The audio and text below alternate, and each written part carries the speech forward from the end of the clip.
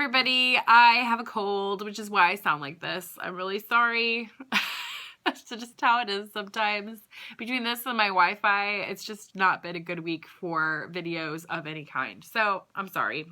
That's how life goes.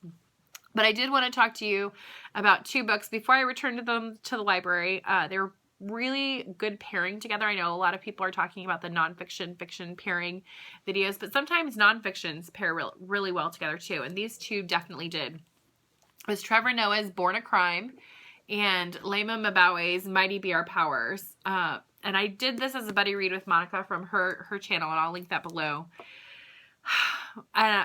These both were really, really good. I've been reading some really good books lately, so I've been kind of spoiled, and I understand that. So I know I tell you everything's really good, but they really are. I don't really read bad books anymore. I've got a good system to narrow down what I think is going to be good, and then I have no guilt about dropping a book if I'm not getting into it. So I did want to talk to you more about some of the details. I won't do any spoilery type things because I want you to read the books.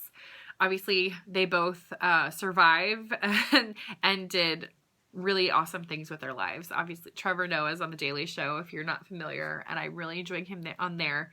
After reading this book, I think I'm going to enjoy him even more because he's a very smart man, better than I thought he was, and he's a hard worker. Like, man, his stories, both of their stories are very inspirational to me. I kept looking at my life thinking, I'm not doing enough, but I'm not really a guilt person, so anyway, I took it as inspiration.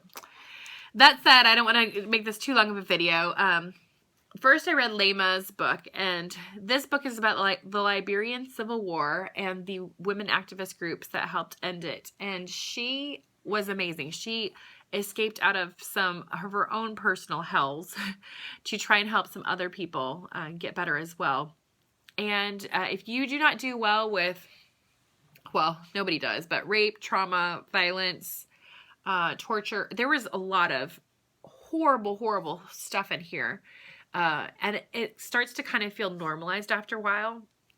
And I think it really kind of drove home the point to me that this was just how they viewed life as it got normal. At first, it was very shocking to them. And after a while, it was just, well, of course you got hurt. I got hurt too. And everybody was just awful together. And so it was really hard for someone to read, especially a person like me who has not had to go through that. Yeah. But I think she has a lot of good things to say about getting out of an abuse cycle, about perpetuating peace and reconciliation instead of violence. She had some really great activities that she did with the women to kind of help them heal before they can move forward, because she says you can't move forward if you haven't healed first. And I'm a firm believer in that. 2 activities that I really enjoyed were the one's called Crowns and Thorns, where she, as a group, they went around and they talked about the thing they were most proud of and the thing that they felt most injured them. And then there was also what was called the oh my gosh, releasing of the burden, something like that. I'm sorry, my head hurt.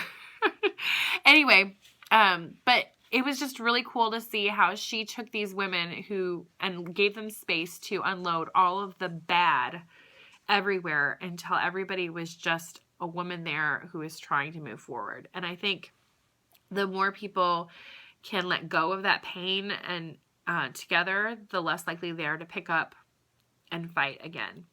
So the other thing I really liked in there was a quote.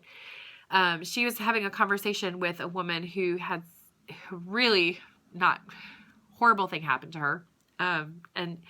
And she said, how do you keep going? And she said, well, what am I supposed to do? Allow them to win? And that really rang true for me, because I feel like it's really easy to get wrapped up in working against all of the stuff that's happening right now, whether everywhere, and feeling overwhelmed. But at the same time, what are we going to do? Allow them to win, or at least allow them to win as largely as they are? No, you fight back. So I really appreciated that quote as well. I'm kind of going to internalize it a little bit as a mantra. It was just a really, really well done memoir. There's lots of facts in here as far as statistics about the Civil War. What really shocked me was the fact that at the time that all kind of started to break apart, she mentions Princess Diana's death. And I remember being a little girl when that happened. And it was just amazing to me that obviously I was so far removed from it. And many of us didn't know anything about it. And it just, I don't know, it really challenged me to kind of open up my news circle.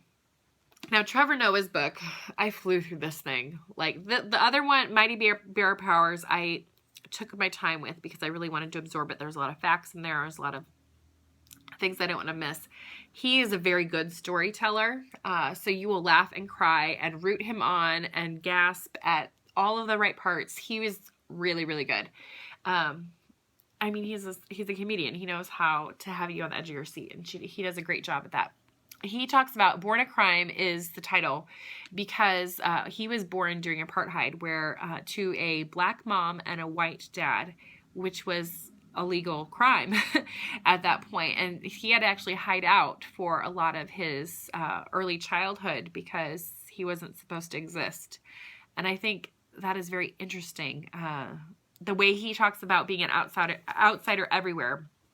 I think this might be the best memoir I read this year. And the reason I might say that is because he covers everything and he covers it well. He covers racial violence. He covers language issues. He talks about poverty cycle. He talks about justice system. He talks about strong moms. He talks about feminism. He talks about, the abuse cycle, domestic violence, and he does it really, really well. In a very short, it took me 2 days to get through this. And so I really appreciated that. I learned a lot about, I felt like I was there watching him live, and it was really well done, and also entertaining. So I don't know. It's really neat when an author can do that. So those are the 2 books I really wanted to tell you about. If you have to read one, pick Trevor Noah's. But I really hope you read both of them because they're both really, really great reads. They expanded my worldview quite a bit. And I look forward to seeing more out there along those lines. So I will see you guys later, and hopefully I will sound better, but I'm not very optimistic. Bye.